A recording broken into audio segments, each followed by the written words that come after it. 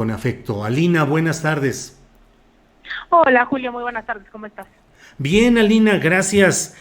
Antes de entrar ya directamente contigo, le platicaba a la audiencia de que en tus cuentas de internet he leído tu análisis de qué es lo que está pasando con Morena y cómo se puede sostener un movimiento de cambio si no hay un movimiento social fortalecido con candidaturas y con cargos para los genuinos representantes de ese movimiento, porque de otra manera se deslegitima y se deteriora, me parece, ese proceso de construcción de un movimiento social de cambio real. ¿Cuál es tu punto de vista, Alina? Pues mira, Julio, yo creo que tendríamos que poner esto incluso en un contexto totalmente histórico, ¿no? Esto de los llamados gobiernos progresistas en América Latina que Sí. no comenzaron con Andrés Manuel. Esto ya se viene experimentando desde diciembre de 1998, que se van a las elecciones en Venezuela, y que sé que hay toda una campaña en el tema de Venezuela que habrá que descifrar, y eso nos daría para hablar horas y días. Pero estos gobiernos progresistas ya se enfrentaron, ¿no?, a estos retos que supone ser de izquierda y estar en el gobierno. Definitivamente pasar de ser una oposición a formar parte de la estructura gubernamental, pues vaya que hay un trecho.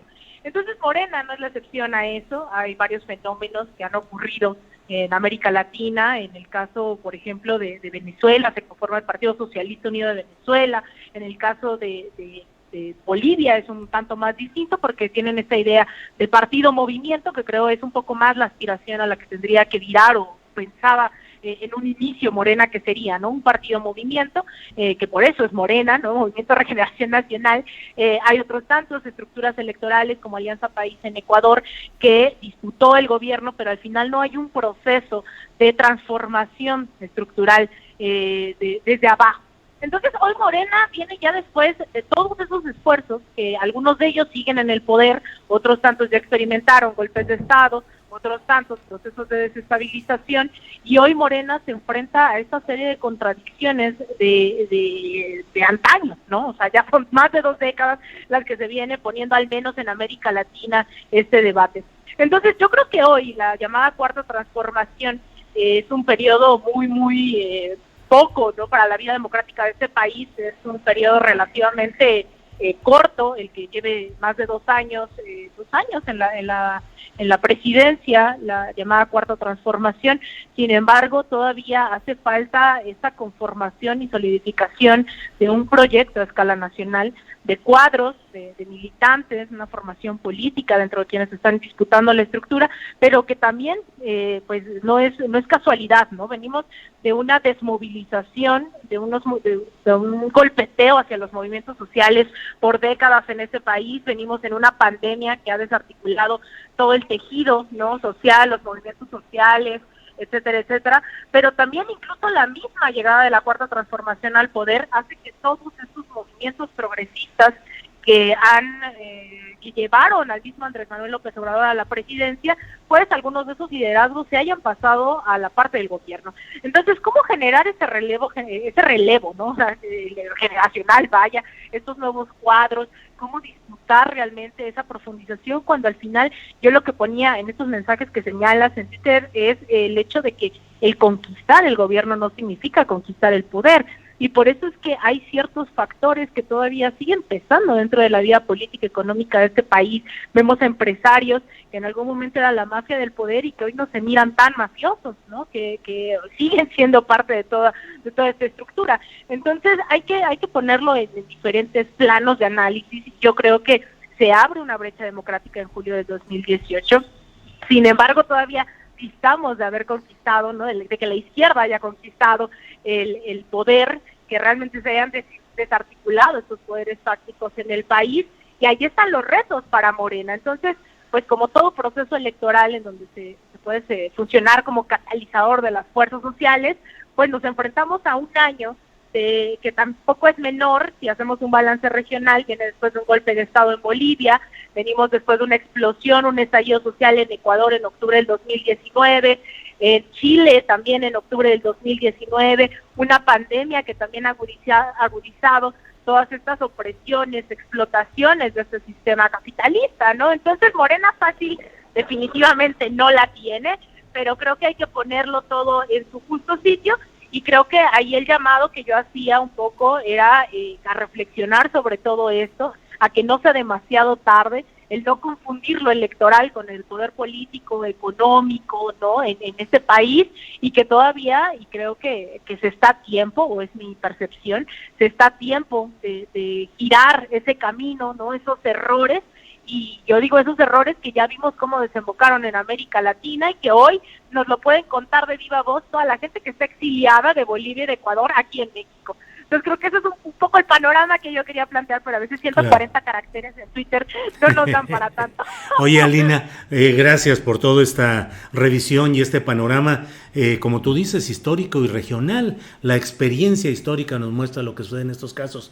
Con lo que tienes a la vista, con lo que has visto de candidaturas de Morena a gobiernos, a diputaciones, a presidencias municipales en general, ¿te parece que Morena está yendo por un camino equivocado en esas postulaciones o que se puede corregir sobre la marcha?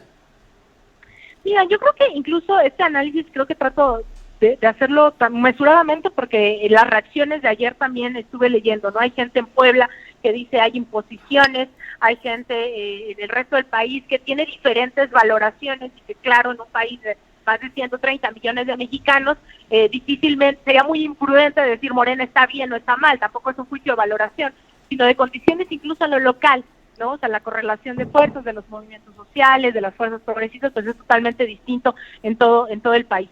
Lo que sí te puedo decir es que hay situaciones que la pregunta es, por ejemplo, hacer alianzas ¿para qué?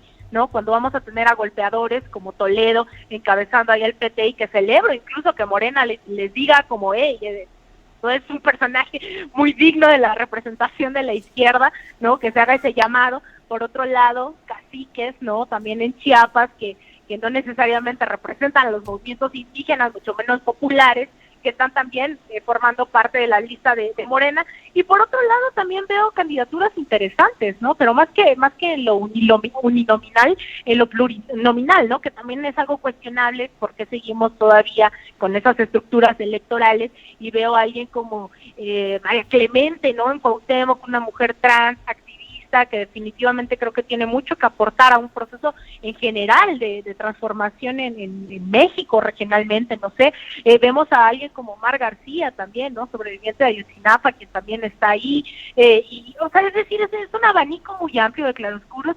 Lo que sí creo es que más allá de una Alina diciendo esta candidatura es buena o es mala, creo que más bien es un llamado, ¿no? A los simpatizantes y a la militancia que le costó, a quienes realmente les costó poner a Andrés Manuel en la presidencia durante décadas, si realmente se sienten representados o no, y el que se tiene que hacer una crítica, ¿no? Antes de que sea demasiado tarde, y no tenerle miedo, ¿no? Porque también creo que es uno de los grandes errores de cuando dicen no le hagas el juego a la derecha criticando a Morena. Y yo decía, esto de voto masivo por Morena, creo que es un error estructural, ¿no? Porque invisibiliza los errores, invisibiliza debates. Más bien vamos poniéndole nombre y apellido, qué candidatura sí, qué no, pero pues que sea la militancia la que diga, Morena, ¿sabes qué? Aquí sí, aquí no, párale, nos bajamos del tren, nos subimos, etcétera, etcétera. Entonces, de que siempre se puede construir poder popular y de que siempre se puede pues reforzar, ¿no? Al mismo la estructura partidista, al gobierno o más en general a este llamado proceso de cuarta transformación,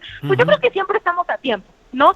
Entonces, pues vamos viendo la respuesta más bien de la militancia, de los simpatizantes y de todas aquellas y aquellos que dan en Morena algún tipo de disputa hacia la izquierda y que crean que vale la pena la arena electoral, ¿no? Como territorio de disputa, pues vamos a ver esa reacción de si se sienten representados o no. Bien, pues Alina Duarte, muchas gracias por permitirnos ahondar en lo que has estado expresando en Twitter y en las redes sociodigitales y seguiremos en contacto. Alina, muchas gracias. Claro que sí, un gusto, Julio, te mando muchos saludos a ti y a tu auditorio. Gracias. Ha sido Alina Duarte, periodista.